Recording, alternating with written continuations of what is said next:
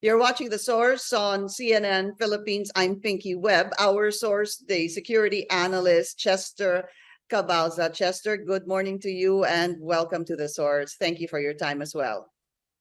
Thank you. Good morning. Thank you for having me. You're most welcome. First, tell us your view on China's military activity near Taiwan. Well, this is expected because there was an interference coming from the United States, given that of course, House Speaker Pelosi visited Taipei recently. And as a sovereign state, this is a normal reaction coming from China. We've seen military exercises, drilling nearby the Taiwan Straits. And I think this will continue as long as they felt being intimidated by the Americans. So now, what would be the repercussions of this in terms of the regional security? Of course, we are alarmed, and of course, we have to prepare for the heightened U.S.-China power play, because definitely it will impact on our national security for the reasons that we have a national interest in Taiwan, because we have our overseas Filipino workers there. Secondly, Taiwan, China, and the Philippines are stakeholders in the South China Sea. And looking at the regional security complex also, we have seen the power competition between the United States and China. So nevertheless, we will see more of a hot war, as they say. This will be the flexing of muscles, military muscles of these two superpowers. Yeah. And nonetheless, the Philippines will be in the crossfire between these two competition. So first, you mentioned a lot. You said that this is a normal reaction because of the visit of House Speaker Nancy Pelosi in Taiwan. I wanted to find out from you, is it this normal, at this normal reaction, I guess is what I'm saying, at this magnitude? Well, we can say that this is a normal reaction of major powers, because we consider both China and the US as major powers. Right now, if we try to contextualize it, the world is changing. We are currently in a multipolar world where the United States is being challenged by the major powers.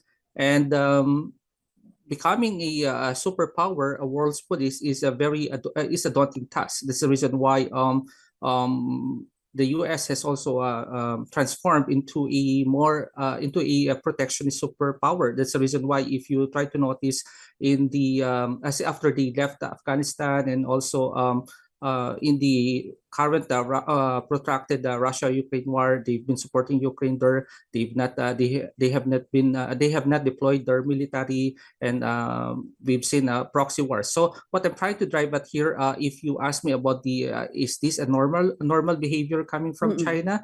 Yes, because China is protecting its sovereign rights, basically. And if you try to notice, even if China right now is the second world's largest economy, and it has already surpassed the U.S. Navy in terms of its number of battle force ships because of their modernization program. They are now the number one Navy, Coast Guard, maritime militia in the region in terms of their military assets. That is a revelation, basically.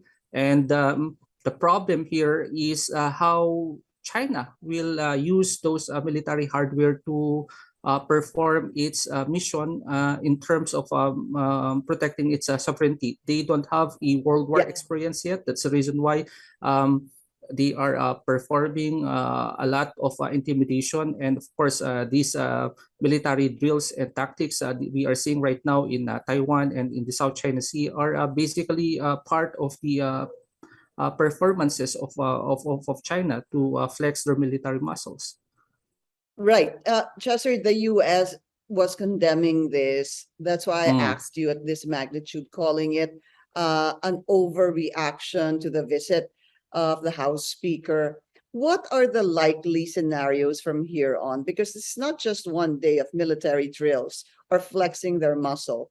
I believe this will proceed until Sunday. Yes. Okay. Let's put it into context again. The the visit of House Speaker Pelosi, basically, although there were opposition in mainland China, particularly President Biden, because of course he know the repercussions of the visit that would impact on their global security and of course to national security of the United States.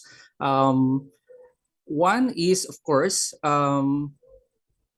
the U.S. Hegemony is being rivaled right now by by China. That's a fact. And it used to be that China. Well, secondly, China is also a trading partner, major trading partner of the U.S. And the visit tells a lot because it brings back to the era of Cold War, where you have based from the pronouncement of Speaker Pelosi about the democratic values of these two countries. I mean, referring to Taiwan and the United States here. But of course, for China, they think that it's no longer the Cold War era where you have to pronounce about democracy over socialism or communism here. But the effect of this is the changing world reorder. And of course, if you and of course the recognition of the one China principle, because if we try to go back in time, even the United States has recognized the one China policy, and things have changed because China has arrived already and has become a rival of the United States. That's the reason why the U.S. is behaving differently lately, and they're trying to befriend and support Taiwan with their causes, because the Taiwan states and including the South China Sea will become the future hotspots for possible hot wars and conflicts in the future.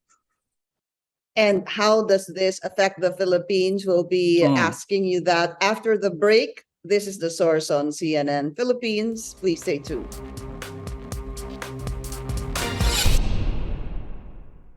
You're watching The Source on CNN Philippines. I'm Pinky Webb. Our source today, security analyst Chester Cabalza. Chester, before I go to the Philippines, just a quick reaction from you, because apparently 5 of the 9 ballistic missiles that was fired by China was believed to have landed in Japan's exclusive economic zone. What is the implication of this, number one? And number two, what are the chances of miscalculation? Okay, the implication of this would be the rise of alliances, because basically, I told you earlier, China has no World War experience, even the successes in their military modernization. And with this Taiwan case, it will now bring them into a saber rattling against their neighbors. If in case there would be shooting wars and continuous conflicts in these in high tensions in the region, definitely there will be a lot of military provocations coming from Japan and the US and Australia, because these are allies of the United States. No, if that happens, then perhaps we will see instability and more of a military flexing of muscles, a show of force, because once you create insecurity, there will be it will open up a Pandora's box, basically. Now, this can be arranged through peaceful means, through negotiations and multilateral dialogues to lessen the tension, and of course self restraint coming from these countries. Now, so what those would are be its implications to the Philippines? Yeah, Right. basically you were saying those are ways to de-escalate the tension and all, but yeah, Yes, let's go to that. The DFA and Press Secretary Trixie Cruz Angel has already emphasized that the Philippines is adhering to the one China policy. But because of what happened and the subsequent statements, of course, of the DFA and the press secretary, what is the implication of this to Filipinos living in Taiwan. We have about less than 200,000 Filipinos there. Okay.